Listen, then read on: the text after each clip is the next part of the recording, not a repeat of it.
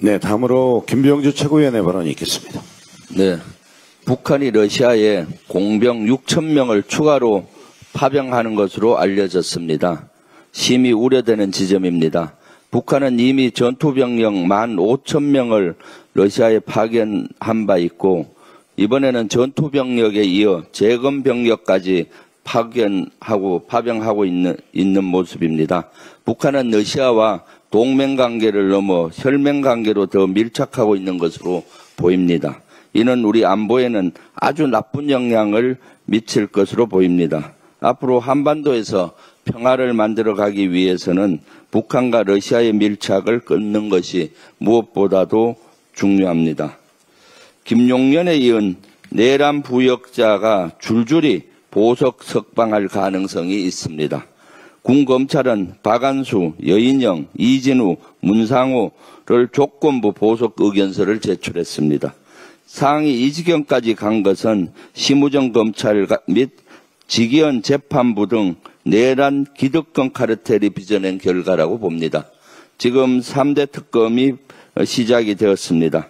특히 내란 특검에서는 추진력 있게 속도감 있게 내란 특검을 추진을 해서 내란 속의 윤석열을 비롯해서 내란에 대한 주요 임무 종사자가 거리를 할보하지 않게 구속 수사를 할 수 있는 방안을 강구해 주기를 강력히 요청드립니다. 김민석 국무총리 후보자에 대한 무차별적인 의혹 제기가 잇따르고 있습니다. 이재명 정부의 발목을 잡기 위한 맹목적인 정치 공세로 보입니다. 김민석 후보자는 지인과의 금전거래 의혹에 대해 추징금과 세금 압박을 해결하기 위한 사적 채무라고 명확히 했습니다. 그런데 국민의힘은 이를 불법 정치 자금으로 호도하고 있습니다. 근거 없는 의혹을 부풀리며 후보자의 명예를 짓밟고 있습니다. 아주 비열하고 치졸합니다. 특히 재산 70억 원에 국민의힘 주진우 의원이 재산 2억에 불과한 김민석 후보자의 재산을 문제 삼고 있습니다. 거울을 선물해 주고 싶습니다. 남을 비난하기에 앞서 자신의 재산 형성 과정에 문제는 없는지 스스로 비춰보기 바랍니다.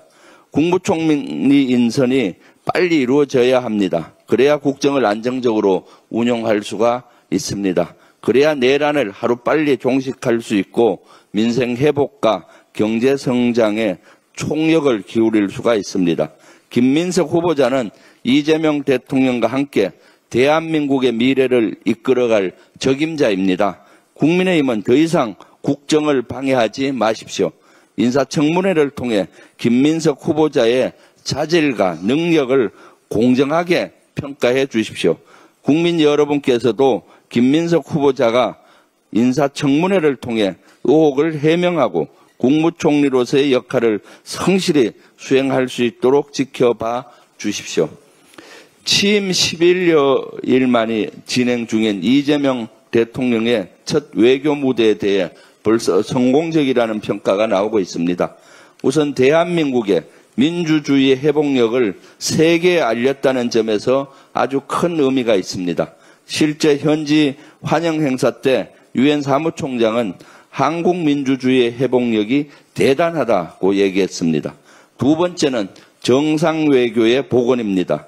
이재명 대통령은 일본, 남아프리카 공화국, 호주, 브라질, 멕시코, 인도 등과 잇따라 정상회담을 갖고 무역과 에너지 등 경제 분야는 물론 안보 협력 방안에 대해서도 논의했습니다. 세 번째는 국격의 회복입니다. 국제사회에서의 한국의 위상과 역할을 다시금 확인시켰습니다. 김혜경 여사의 한복은 행사장에서 큰 주목을 받았습니다. 대한민국의 전통 문화를 세계에 알리는 중요한 기회가 됐습니다. 이처럼 정신없이 바쁜 와중에도 이재명 대통령은 새로 선출된 여야 원내대표와의 오찬을 제안했습니다. G7 정상회의 일정을 고려하면 이번 주말이나 다음 주에 만남이 이루어질 것으로 보입니다. 반대 의견을 가진 사람을 반국가 세력으로 몰았던 내란숙의 윤석열과는 확연하게 다른 소통 행보입니다. 다만 국민의힘 지도부에 대해 우려되는 점이 있습니다. 송원석 국민의힘 원내대표는 친윤계로 통합니다. 김용태 비대위원장의 개혁안에 사실상 반대 입장을 표명한 바 있습니다. 내란숙의 윤석열과의 단절 의지가 있는 것인지 의문입니다. 내란 세력과 결별하지 않으면 대한민국의 미래는 없습니다. 썩은 뿌리를 도려내지 않으면 나무는 건강하게 자랄 수가 없습니다. 무성한 잡초를 뽑지 않으면 아름다운 정원을 가꿀 수가 없습니다. 한국의 국가 경쟁력이 1년 새 7단계 하락했다고 합니다. 내란 후유증이 극심하다는 반증입니다. 다시 말해 내란을 청산하는 게 국가 경쟁력을 회복하는 지름길입니다. 이를 위해 당정은 물론 야당도 국정 안정에 협조해 주실 것을 거듭 부탁드립니다. 이상입니다.